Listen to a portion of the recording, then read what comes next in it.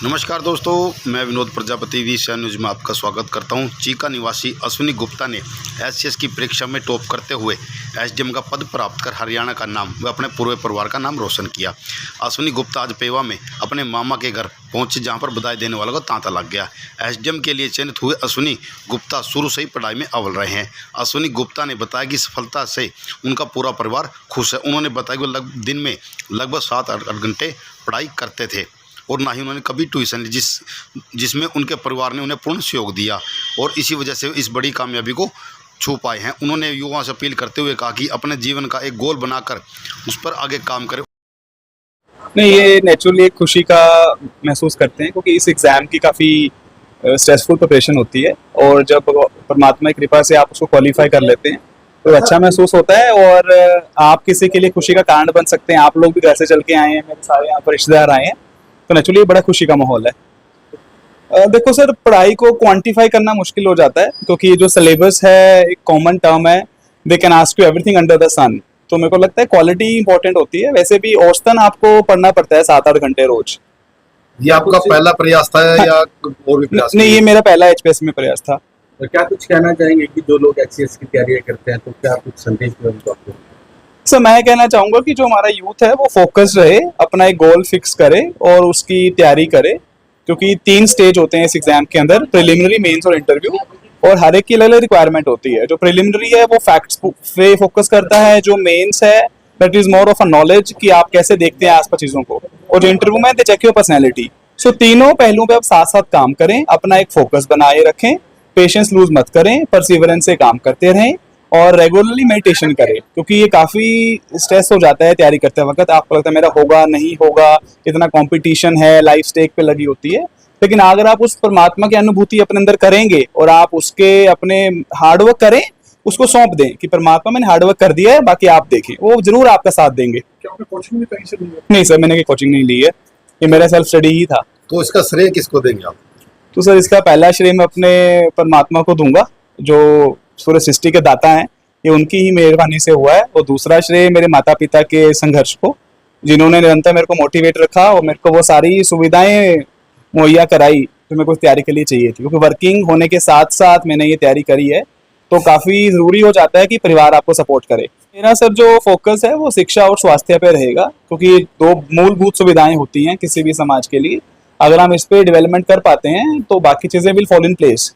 So once I'm in the service in the field, so I would focus on my focus would be on health and education. इसके बाद भी क्या कोई तैयारी आप करेंगे जिससे से आपने एचसीएस जो है क्लियर किया है? सर, ऐसा इंसान हमेशा आगे बढ़ता रहना चाहिए, उसको कुछ ना कुछ वो तैयारी में लगा रहे तो अच्छा रहता है, क्योंकि उसका सब माइंड ऑक्यूपाइड रहता है, उसको मोटिवेशन मिलती है। तो there always option open to go ahead in life.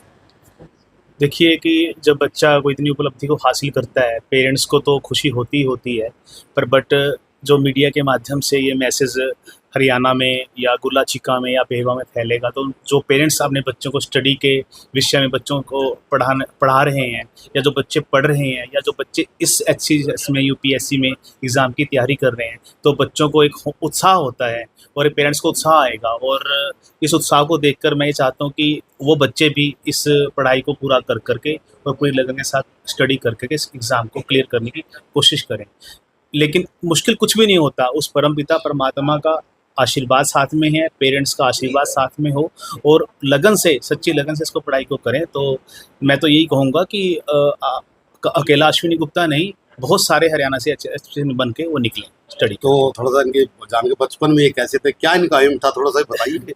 बचपन में ये थोड़े से नटखट थे और होता क्या था कि जब ये मामा जी के घर पे इनका पेवा में आना होता था और वहाँ जा कर के आना होता था। एक छोटी सी बात है, लेकिन वो हमारी पर्सनल लाइफ की ही बात है, लेकिन मैं शेयर करना चाहूँगा। जो आपने नटखट की बात पूछी मुझसे, एक बार हुआ क्या, इनकी नानी जी थे, तो उन्होंने यानी कि मेरी वाइफ को इनकी मम्मी को शॉल दे दिया। तो उसने कहा कि नानी जी इनको क्यों दी है? तो कहते कि मेरी बेटी तो दी है। कहते मेरे बाबा जी तो उनकी लोई कौन देगा?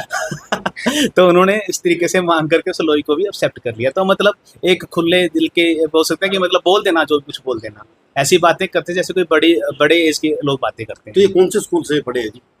इन्होंने जो 10th क्लास है जो हमारे स्कूल करम सिंह ग्रेवाल हैं वहाँ से की है।